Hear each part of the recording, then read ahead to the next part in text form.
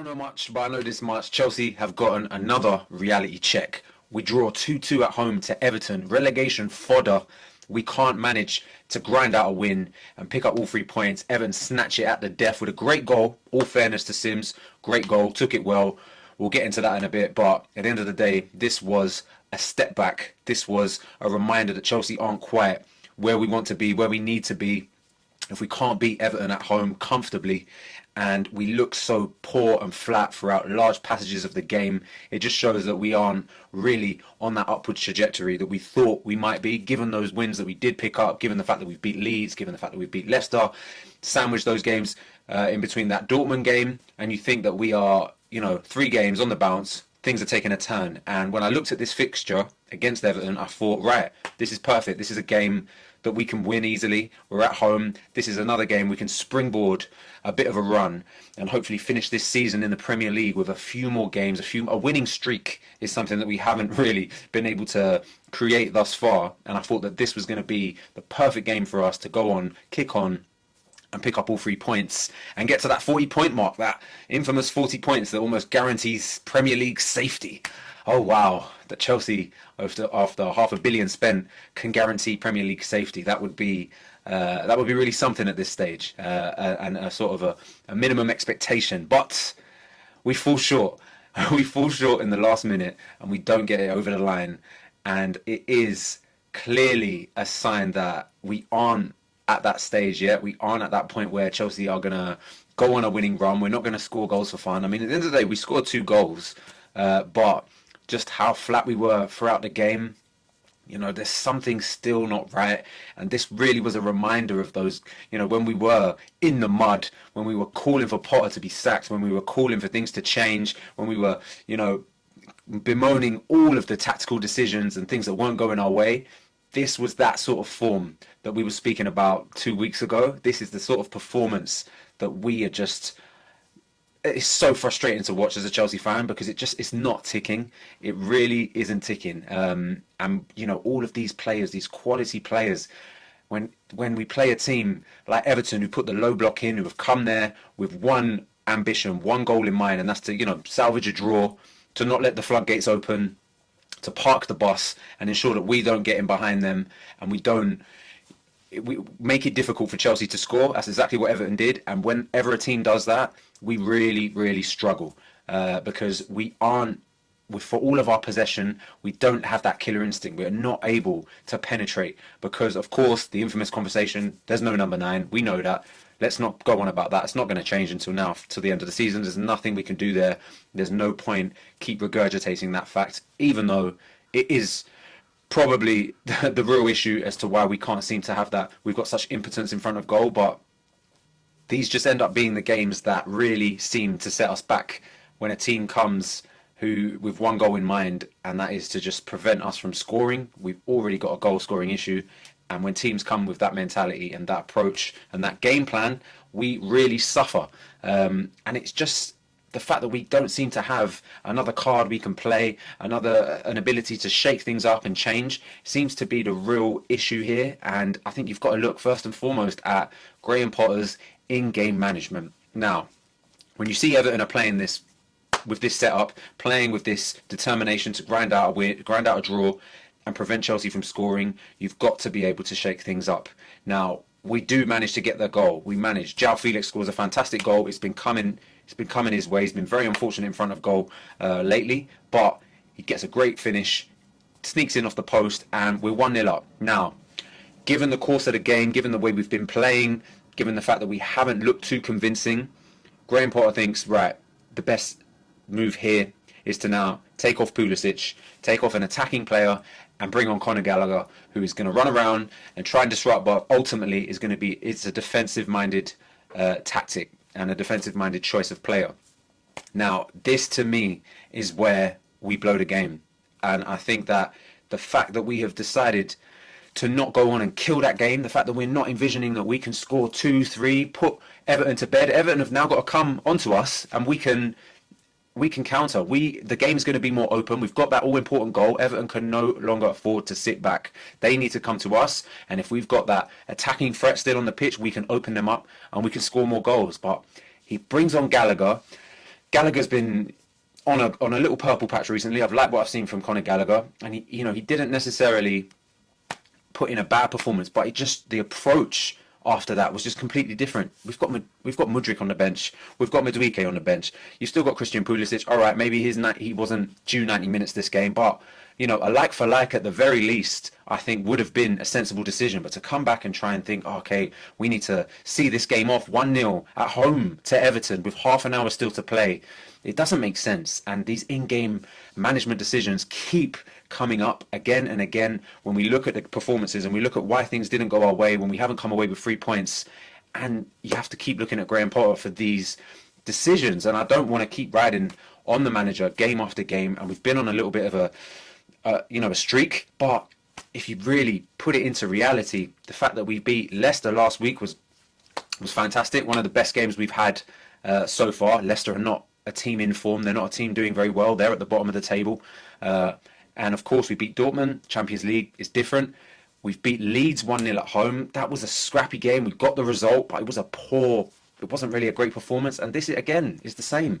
And I just think that with all the talk surrounding, Graham Potter and how bad it was a few weeks ago, he's managed to, get himself out of that situation and things are looking more positive. We've decided to see how this season goes, but this was just a stark reminder that things are not great, and the in-game management from Potter really didn't help his cause, and it's not helping his cause. I really think he should have gone for the kill, and it gives that mentality that it makes me think that we've won these games, we've 3 games on the bounce, okay, great. And this game, it felt like he needed to settle. He just wanted to get that point. He thinks 3 games and a draw is a success. We're not managing Brighton anymore, Graham. You're managing Chelsea. You need to excel. You need to be aiming to score 3 or 4 goals each game. We need to be killing games off. The fact that you've gone for this Conor Gallagher substitution with half an hour still to play at home to Everton, with all of this, with all the players that we've got. Okay, the bench wasn't flooded with, attacking threats. It was just pretty much Madueke and Mudryk. I don't really feel like there was any other attacking-minded players on that bench. But Mudryk, he had a great game against Leicester. He was showing promise. Like, put him on. Let's get some momentum going. He needs a bit of momentum. I understand you want to guard him. He's a £100 million player now. A lot of expectation is surrounding him. But what is the point in not playing him? I don't understand that. It's just a bit... It doesn't make sense. And at the end of the day, if you look at all the substitutions that Graham made, it was 4 substitutions and they were all defensive players. Again, the bench wasn't really had a lot of options going forward. It was a very defensive bench, and I don't know if that was just the squad he decided to pick for this game. He felt like we needed to have more defensive options. I'm not sure. Like, it doesn't quite make sense. Where was Zakaria? Where were some of these more attacking-minded players? I'm not sure, but we did have Mudryk and Madueke, and to me, those 2 should have came on, should have made an appearance far earlier, far sooner. And the fact that Everton were able to claw their way back in, steal a point, a precious point for them, it feels like a loss. Let's be honest, because we need to pick up momentum. We need to start winning games. And once again, the microscope is back on Graham, because it really was a poor performance, a flat performance. And considering the opposition, considering Everton are really not... They're not a team that should be getting a point away at Chelsea at Stamford Bridge, considering the plethora of talent that we have, considering that Chelsea are desperate to go on a run at the moment. We don't technically have anything to play for, but we do. We've got a lot of pride to play for. Do we really want to finish 10th? Do we really not even want to try and mount a charge for Europe? Top 4 was never, ever on the cards. That was gone months ago, in my opinion. But Europa, to me, is something that we should at least be aiming for. It's something. I think the Europa League is a target we should be trying to chase. But with this approach, it's we're not going to get there. We're not going to get there. You've got to throw the kitchen sink at it, Graham. You've got to start doing anything you can to get the win. And 1-0, half an hour to go, Conor Gallagher, Loftus-Cheek, Chalobah on for Fofana. Maybe there was an injury there. Just all these defensive substitutions. It's no surprise that we concede late on, and it's a great goal. We could talk about the goal. We could talk about Kepa and Koulibaly. Didn't cover themselves in glory. Probably could have done a bit better. But at the end of the day, it was us that invited that pressure on. It was us that had that impotence in front of goal once again. It's us that have João Felix, Havertz, Conor Gallagher. All three of these players at one point were like leading the line and were our attacking options. When you've got Madueke, when you've got Mudryk, it didn't make sense. It didn't make sense. And it's not the fact that these substitutions allowed us to be, flat in front of goal and didn't create chances. It also hindered us defensively. I mean, if you look at the mismatch for the set piece that Everton scored, you've got Enzo and Gallagher marking Tarkowski and Doucouré. They can't. Literally, it's boys versus men. It made no sense there. There was confusion, and it just felt like ever since those substitutions were made, there was confusion amongst the team. Like we didn't really understand where we were going, what we were doing, who was marking who. And that's where Everton were able to take advantage, and the goals came. But those substitutions didn't even make sense defensively, and that's even more of a sign and even more of a telltale of mismanagement there. Like, I don't understand what those substitutions were to do if we didn't end up seeing that game out and getting the 1-0 win.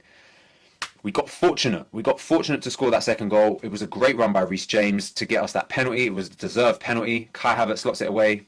Fair play to him. I'm happy to see Kai, get that goal, because he has come under a lot of criticism, and now he's scoring. He looks like he's playing with a bit more of a smile, a bit more confidence. Wasn't his greatest game, but he got that goal, and he'll save himself from a bit of criticism. But at the end of the day, it was poor. It wasn't good enough, and we have fallen short to Everton at home. And I'm bitterly disappointed.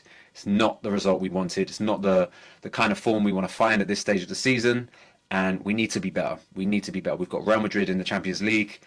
That is a mountain to climb. And these players and this manager need to be up for it. I do think we play different in the Champions League. But if we go out of that tie and we get drubbed, things will go back to negativity, because we'll have nothing to play for in the Premier League. We would have been shown up by Real Madrid, who beat Liverpool convincingly, and we're not as good as Liverpool at the moment. Liverpool and Chelsea have fallen far from grace this season, and Liverpool, I would say, are still quite significantly better than Chelsea, and that's saying a lot given how bad they've been. And it's really time to start getting serious now, because we don't have anything to play for.